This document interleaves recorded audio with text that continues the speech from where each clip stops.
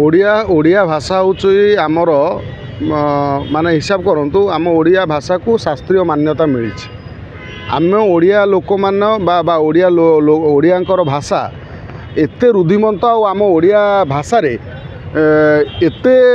सबू जदि आम ओडिया भाषा को रिसर्च करिया ताले बोध हुए गोटे जन्म लगी ओडिया भाषा कोशटी एते समृद्ध आउ एते शक्तिशाली आउ एते विशाल किंतु आमे देखुचंती कौन वर्तमान जे गोटे परंपरा जो नुआ परंपरा बर्तमान सृष्टि होती मौसा को मौसा न डाकी अंकल मामू को मामू न डाकी अंकल दादा को दादा न डाकी अंकल दादा को जहाँ आमको सान बापा कहते बापांकर सान भाई आंटी माने माउसी पीसी सबू आंटी माने ये आश्चर्य लगुच खुड़ी भी आंटी माने सान माँ भी आंटी ये जो परंपरा जो आमको इंग्राजी ग्रास करिछि ये इंग्राजी ग्रासटी आम केबे माने छाड़िबा ना ओडिया भाषाटी संपूर्ण लुप्त हो आम राज्य ये गोटे चिंतार विषय पलटि देखा जदि ओडिया भाषा आईन आम राज्य में लागू होती पूर्व सरकार जी आमर बीजेडी सरकार समय रे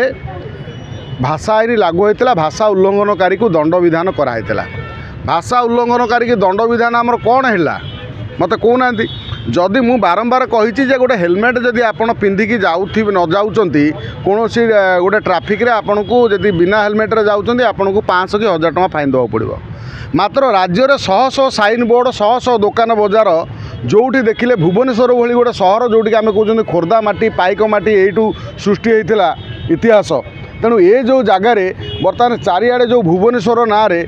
जो सहरटी से केवल इंग्लीश सभ्यता ग्रास करुच्ची तेलुगु आम तमिल को जा गले देखिले एबे गोटे आम ओडिया होटेल जो ओडिशा रे ओडिया लिखाई गोटे तमिल तेलुगु लोक आसी कौली दादागिरी करी धमकौला जे एठी बैनर हटा आमर तेलुगुर लेखे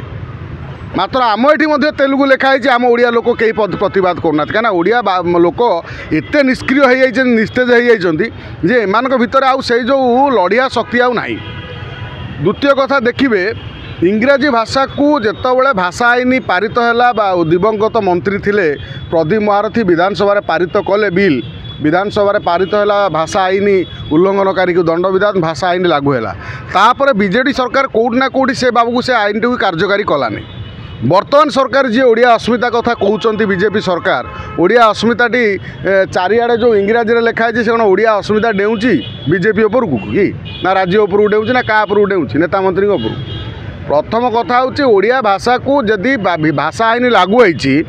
ताले भाषा आईन को भाषा उल्लंघनकारी की दंड विधान कहीं कहूनी